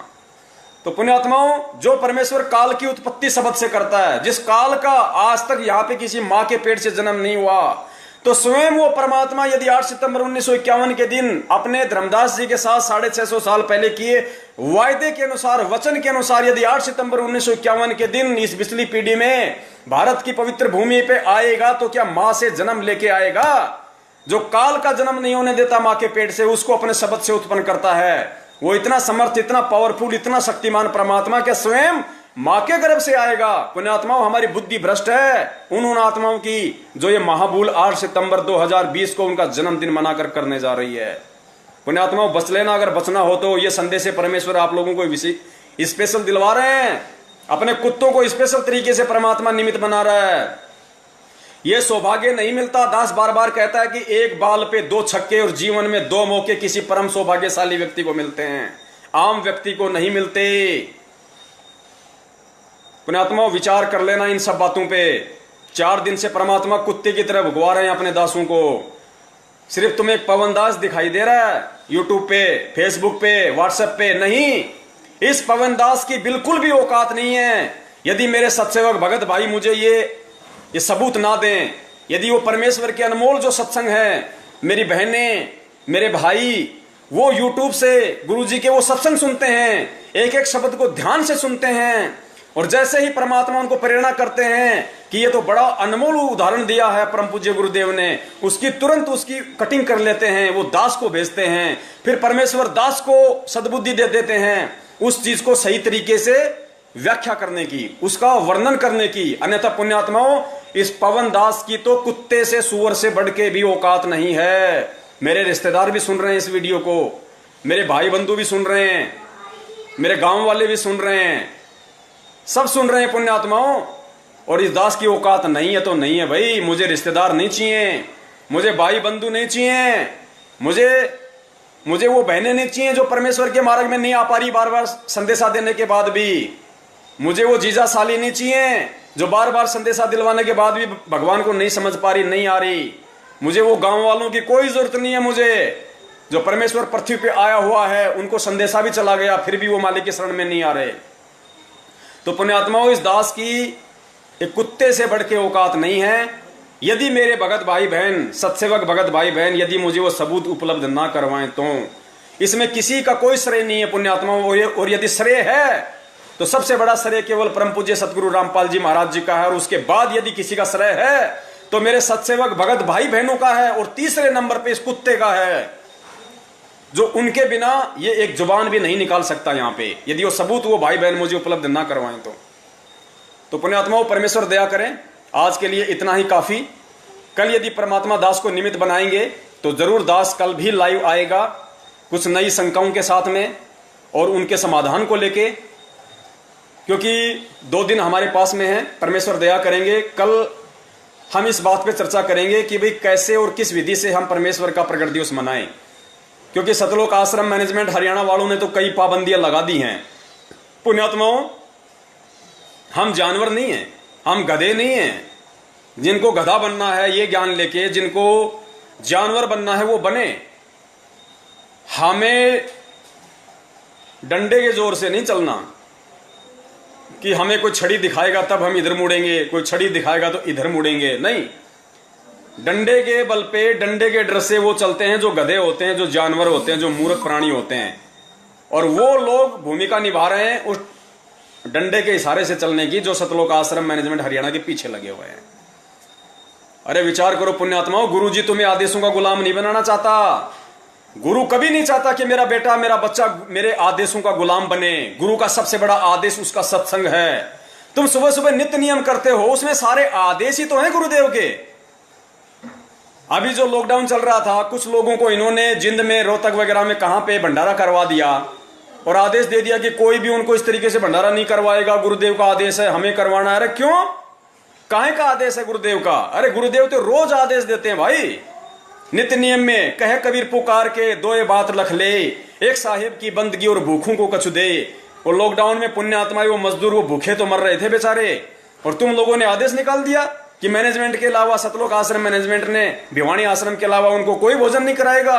कोई भी संगत वाला बिना सतलोक आश्रम के आदेश के, उनके उस पीले पर्चे के कोई भी किसी को भोजन नहीं कराएगा, कोई किसी को नहीं ठहराएगा। क्यों? तुम्हारे बाप के गुलाम है क्या? तुम्हारा बाप तो काल है, हम काल के गुलाम नहीं भाई, हम तो परमेश्वर के गुलाम हैं। और परमेश्वर का गुलाम वो होता है जो उनके सत्संगों का गुलाम होता है, उनके ज्ञान का गुलाम होता है। तो परमेश्वर हमें ज्ञान आधारी आत्मा बनाने आए हैं भैया। 4 युग हो गए, ये धर्म के ठेकेदार हमको ऐसे ही तो मूर्ख बनाते आ रहे थे बिना ज्ञान के, और हम मूर्ख बनते रहे। उन्होंने काशी में करोत लगा दी, पहले रखे 10 रुपए, फिर रखे 50 रुपए की, स्पेशल आदेश आ गया भगवान का है। तो तुम लोगों ने क्या यही तो बबंडर खड़ा कर रखा संगत में। परम पूज्य गुरुदेव 2014 में 7,000 रुपए पाठ प्रकाश के और 500 रुपए ज्योति के लिया करते थे। तुम लोगों ने बढ़ा बढ़ा के क्या कर दिया, उस करोत की जगह तुमने 10 से 50 कर दिए, 7,000 से तुमने 11,000 किए, 11 से तुमने 15 किए। शर्म आनी चाहिए तुम लोगों को, लेकिन शर्म आएगी नहीं, क्योंकि इन बातों का असर तुम पे नहीं होगा। हमें पता है इन सब बातों का। सतलोक आश्रम मैनेजमेंट हरियाणा पे, नामदान केंद्र वालों पे और कोऑर्डिनेटरों पे ना तो मुझ पवन दास की किसी बात का कोई असर होगा और ना ही सतगुरुदेव जी के किसी सत्संग का कोई असर होगा। क्यों नहीं होगा? ठीक उसी तरह नहीं होगा जिस प्रकार सतगुरु रामपाल जी महाराज जी के संदेशों का अन्य नकली धर्म गुरुओं पे नहीं हो रहा, शंकराचार्यों पे नहीं हो रहा। गुरुदेव को भी इस बात का अच्छे से पता है कि उन पे कोई असर नहीं होगा, क्योंकि वो तो मान बढ़ाई में धस चुके हैं, उन पे नहीं होगा। लेकिन उनके पीछे जो भोली आत्माएं लगी हुई हैं, जो करोड़ों की लाखों की संख्या में जो बेचारा भोला भगत समाज है, वो मेरी बातों पे विचार करेंगे, मंथन करेंगे। तो हमें पता है कि ये मैनेजमेंट वाले, ये कोऑर्डिनेटर, ये सतलोक आश्रम मैनेजमेंट, उनका परिवार सतगुरुदेव जी का, इन पे असर नहीं होगा। इनको तो हम जहर दिखाई दे रहे हैं। अब बहुत सारे जो मैनेजमेंट वाले देख रहे हैं, वो तो ये देख रहे हैं कि पवन दास अगर इस मोबाइल से बाहर निकल जाए तो अभी इसकी घेटी दबा दें, अभी इसकी गर्दन दबा दें इसकी। हमें पता है बड़े भैया, परमात्मा को भी लोगों ने इसी तरीके से मारने की कोशिश की, साजिशें रची कि रामपाल कभी एक बार अगर अकेला आश्रम से बाहर मिल जाए ना तो उसके पंख भी नहीं मिलेंगे। लेकिन वो जानते नहीं कि वो बिना पंखों वाला, भाई बिना पंखों वाला। एक छोटा सा, चलो पुण्यात्माओं, दास नहीं सुनाएगा जो चुटकुला, क्योंकि अब समय नहीं है इतना। परमेश्वर फिर दया करेंगे, अपने कुत्ते पे निमित्त बनाएंगे तो फिर आएंगे। कल वैसे आना ही है, परमेश्वर दया करेंगे। और ये जो वीडियो है, इस वीडियो को आप लोग ज्यादा से ज्यादा शेयर करें। हमें शेयर कोई मान बढ़ाई के लिए नहीं करना, हमें शेयर अपने आप को कोई सुप्रीम जताने के लिए नहीं करना, क्योंकि हम गधे हैं। अल्लाह मेहरबान तो गधा पहलवान। इस मैसेज को ज्यादा से ज्यादा वायरल केवल हमें इसीलिए करना है कि 8 सितंबर 2020 को संत रामपाल जी महाराज जी को मानो समझकर, उनको इंद्रो माई से जन्म लिया हुआ मानकर जानकर हमारे वो भोले भगत भाई बहन जो सतलोक आश्रम मैनेजमेंट हरियाणा के पीछे लगे हुए हैं, भेड़ चाल में चल रहे हैं, एक दूसरे की पूंछ पकड़ के अंधे होके चल रहे हैं, वो समझें, वो विचार करें, वो मंथन करें कि हम क्या गलती करने जा रहे हैं। पुण्यात्माओं, हिसार की छोटी जेल में बैठे, हिसार की छोटी जेल में बैठकर और आप और हम जो 21 ब्रह्मांड रूपी इस बड़ी जेल में बैठे हैं ना, हम कैदियों की रहनी करनी देख रहा है वो परमात्मा। उस परमात्मा के लिए कोई कैद नहीं है, कोई कर्म लागू नहीं होता, भगवान पे कोई कर्म लागू नहीं होता। हम सुबह सुबह नित्य नियम में पढ़ते हैं ना कि काल कर्म लागे नहीं, ऐसी कुछ वाणी है परमात्मा की। उस परमेश्वर पे काल के कोई कर्म लागू नहीं है। पुण्यात्मा, विचार करना, इस लोक के नियम भी केवल इंसानों पे लागू हैं। अगर मैंने किसी का मर्डर कर दिया, आपने किसी का मर्डर कर दिया, तो पुण्यात्मा पुलिस पकड़ के 2 मिनट में कोर्ट में हाजिर कर देगी, रिमांड होगा वो अलग। और यदि 2 सांड आपस में लड़ रहे हैं और बीच में कोई आदमी आ गया और सींग उसको लग गया, वो मर गया, तो उस सांड को कोई जज के सामने प्रस्तुत नहीं करता, कोई पुलिस पकड़ के उसको लेके नहीं जाती कि साहब इसने तो उस आदमी, उसको रामचंद्र को मार दिया इसने। अब वो जज ना उसको कोई सजा सुनाता है कि इस काले कलर वाले बैल का 4 दिन का रिमांड लिया जाए। वो बैल उनका रिमांड ले लेगा अगर उन्होंने रिमांड ले लिया तो पुण्यात्माओं, जब इस काल लोक में और जानवरों पे नियम लागू नहीं है, जानवरों पे वो कर्म लागू नहीं है जो इंसानों पे कर्म लागू हैं, तो सोचो उस पूर्ण ब्रह्म परमेश्वर पर कैसे लागू हो सकता है? उस पे लागू नहीं होगा। क्यों? क्योंकि कर्म लागू उस पे होते हैं जो मां के गर्भ से जन्म लेके आता है। तो बंदी छोड़ सतगुरु रामपाल जी महाराज जी की जय हो। सभी पुण्यात्माओं तक तो ज्यादा से ज्यादा ये शेयर करें, और जो भी नए भगत भाई बहन हैं उनकी कोई भी शंका हो तो वो शंकाएं परमेश्वर के दया से हम कल उनका समाधान करेंगे, क्योंकि कल ज्यादातर समय हम इसी बात पे निकालेंगे कि जो कमेंट्स आ रहे हैं, आज भी बहुत सारे भगत भाई बहन हैं जिनके वो कमेंट्स आ रहे थे, लेकिन दास उन पे ध्यान नहीं दे पा रहा पुण्यात्माओं, क्योंकि परमेश्वर ने जो दिमाग में डाउनलोड कर रखा है, जो फीड कर रखा है पुण्यात्माओं, यकीन मानना जो दास हाथ से लिख के बैठता है उस पर तो चर्चा ही नहीं होती, उससे तो खाली शुरुआत होती है। बाकी तो परमात्मा पता नहीं आगे से आगे क्या कुछ दिमाग में रील चलाते रहते हैं कि बेटा तुझे ये बोलना, तू ये बोल, तू ये बोल। कहते हैं ना, गरीब दास हर रूप में तू ही बोलनहार। तो परमेश्वर ही आगे से आगे सारा पिक्चर को चलाते हैं। लेकिन फिर भी हम कल परमेश्वर से अरदास करेंगे, हम विनती करेंगे अपने पूर्ण ब्रह्म से कि हमारे भगत भाई बहन जो कमेंट्स में अपने जो शंकाएं जाहिर करते हैं, हो सके तो हम उनका भी समाधान करें, क्योंकि परमेश्वर ने हमें ये आदेश दे रखा है। जब हम नाम दीक्षा लेते हैं तो सत्संगों में भी कई बार सतगुरुदेव जी कहते हैं कि भाई देखो, हर बार हर सत्संग का जिक्र मैं यहाँ सत्संग में नहीं कर सकता, और आप लोग भी हर सत्संग को अटेंड नहीं कर सकते हो। इसलिए जो भी शंका होती है, आप अन्य जो भगत हैं, जो पुराने भगत हैं, आप उनके संपर्क में रहो, उनसे भी आप इन बातों को पूछ सकते हो। तो परमेश्वर दया करें, उसी आदेश को, उसी अधिकार को काम में लेते हुए, वरना हमारी तो कोई औकात नहीं है किसी की शंकाओं का समाधान करने की, लेकिन परमेश्वर के उस सत्संग रूपी आदेश के अनुसार हम उसका यूज करते हुए कल हो सकता है हम जो कमेंट्स में कुछ भगत भाइयों की जो शंकाएं होंगी उनका परमेश्वर निवारण करवाएंगे। तो बंदी छोड़ सतगुरु रामपाल जी महाराज की जय हो। सत साहिब।